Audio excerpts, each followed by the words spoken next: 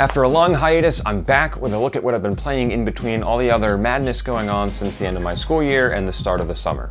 So I apologize for the long break, but hopefully I'll be back to a more open schedule soon. Since the aim of this channel is discussing games that make sense to play when life is hectic, I thought I would do some quick game glances on a small handful of titles I've been playing since I last took a deeper dive with Donkey Kong. First up is Mario Tennis Aces, the arcade-style game that pits Mushroom Kingdom friends and foe against one another in matches of fast-paced tennis action. There are a variety of game modes to play here, including a single-player campaign of sorts. It's a nice distraction from multiplayer in the same way that single-player in Splatoon 2 was a break from online matches. Unfortunately, the single-player in Mario Tennis Aces isn't as strong. It's okay at best, with some levels feeling more like elaborate tutorials than full-fledged challenges. Some of the writing is funny, but otherwise this quick distraction is something you may finish off pretty quickly and not revisit. Local multiplayer is fun and crazy as expected, but there are some odd limitations to game settings that you can't change. When games like Mario Kart 8 or Smash Bros. Give you so many options to set up the specific settings for your liking, it's odd that Mario Tennis Aces doesn't. Motion controls are an option, but after a few rounds I was content never using them again. To really challenge yourself here, you want to jump into the online tournaments. They're structured pretty well, actually. Winning a round moves you into the pool of talent for the next bracket, but you don't have to finish the tournament in one sitting. You can stop and come back and start again from that bracket, which I think is a really cool touch for someone like me who may need to call it quits suddenly. Plus, I found the quality of play on the online matches to be really good. Yes, sometimes I got absolutely destroyed and sometimes I did the destroying, but more often than not the matches were fun, frustratingly high in stakes, which is in a good way, I promise, and a surefire way to elongate play after you move through the offline stuff. With updates and balance patches coming from Nintendo periodically, this is a fun one to pick up and jump into, even if the experience isn't that deep. Yoo-hoo-hoo! A double whammy of releases came in July with two excellent games. First, a port of the Wii U gem Captain Toad's Treasure Tracker. In this game, you play as Captain Toad navigating diorama-style levels filled with traps, obstacles, and enemies. You move through the stages trying to collect all the stars with optional collectibles as gems along the way to add extra challenge.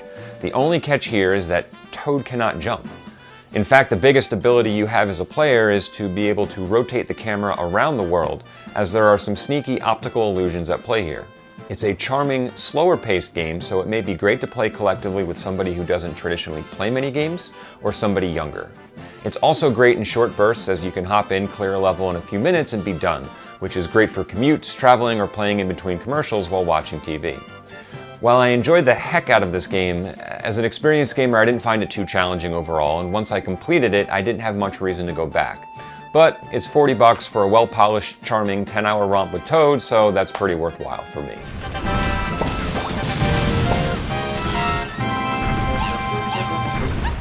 Now, the last game to touch on is something I know won't be for everybody, but it's been such a wonderful journey so far, I had to bring it up, and that's Octopath Traveler.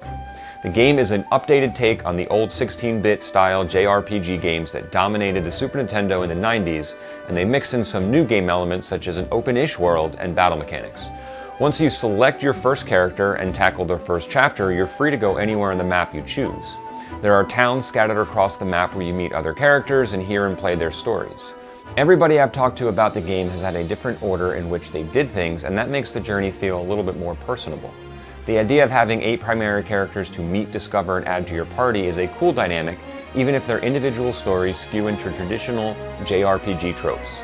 Personally, I thought some were just flat out more compelling than others, but everybody seems to have their favorites. The battle system is a nice take on turn-based encounters using what they refer to as a break system.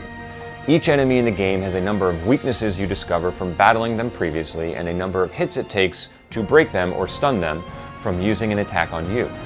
The order in which you and your enemies attack both in your current turn and the next are displayed at the top of the screen, so you do need to strategize to break as many characters as you can to limit the damage they do to you. It made each random encounter feel weighty, meaningful, but more importantly, engaging.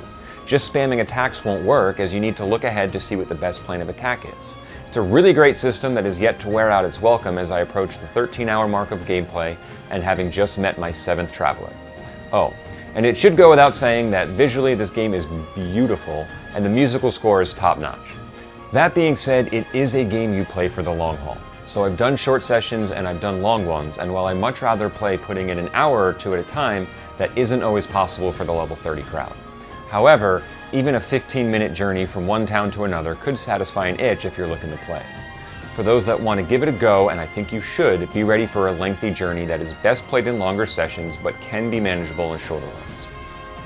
Well, that's all for this episode, a first in which I tackle more than one game at a time. If you like the new format, let me know, or if you'd rather a deeper look at just one game, let me know that too. This was just an experiment to see if I could make up for a lapse in content over the last month. Anyways, thank you as always for checking out Level 30 Games, and I'll see you in the next level.